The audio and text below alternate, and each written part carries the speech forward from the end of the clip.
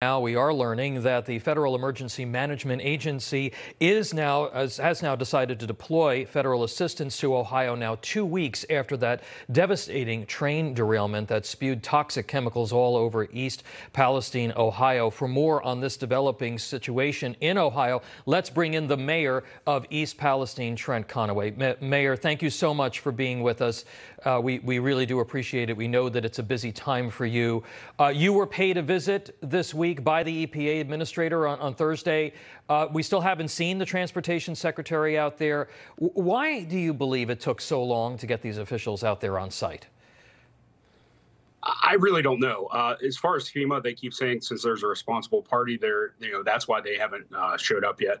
But I really don't know what the big lag in the federal government's response has been. The EPA is saying that the water is safe to drink, sir. Ohio Governor Mike DeWine appeared on our air yesterday echoing those statements. Take a listen. My question for you, Ohio Governor, would you drink the water in East Palestine if a resident asked you to today? Are you comfortable with saying that you would drink that water? Oh, absolutely. Look, we've tested this water. All 5 wells that go into the village system are clear. Absolutely, the water is safe.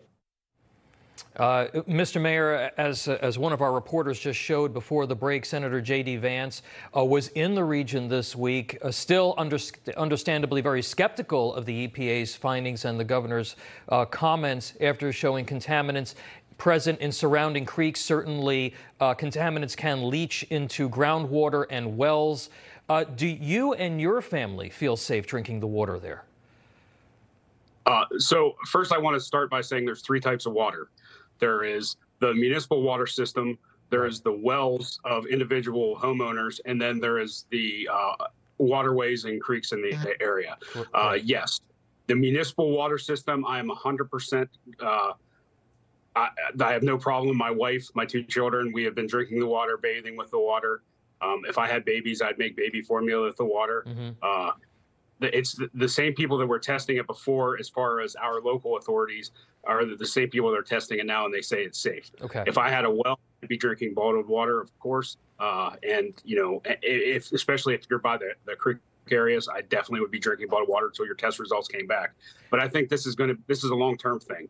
We're not going to know the true effects of this for years down the road. Yeah, and so just so that I'm clear and that the audience is clear, that if you have a well in your area, you're still very skeptical. You still think that people should be, because of the leaching effect, that they should be drinking bottled water. The question then becomes, what are you seeing or hearing out of the federal government about what to do about that situation?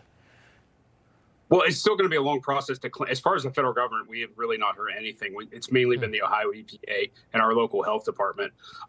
They suggest the use of bottled water. So far, we haven't seen any negative results for wells coming back, but it's going to be a while till we get the test results back. They take their time getting the test results back.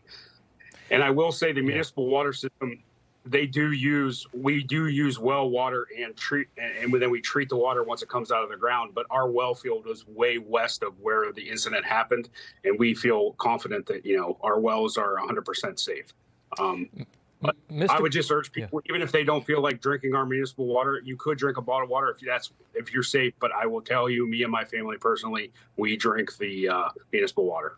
Mr. Mayor, had there been issues with those tracks before? Perhaps they were not properly maintained, or had there been any issues with the early warning systems that are already installed on those train tracks that you were aware of prior to this? No, sir. I was not aware of any inadequacies as far as the tracks go. So that's out of my purview as mayor. We don't I don't with anything like that. We've had some train incidents, but it was nothing. It was like residents and train accidents that involved vehicles and stuff like that. But Mr. Mayor, Norfolk Southern, who was running the train, what have you heard from them? Because they are potentially a responsible party here. Have they offered any assistance, and are they actively involved in this situation?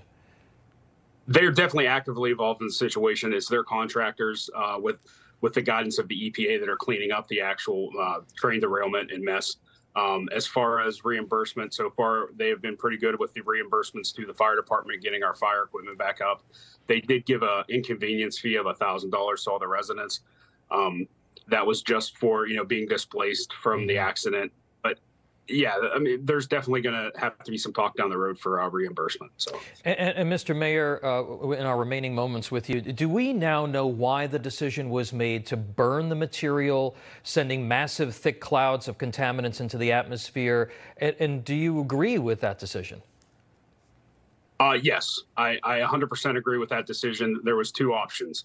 It was either we controlled the detonation and we set up, we did it, or it did it itself.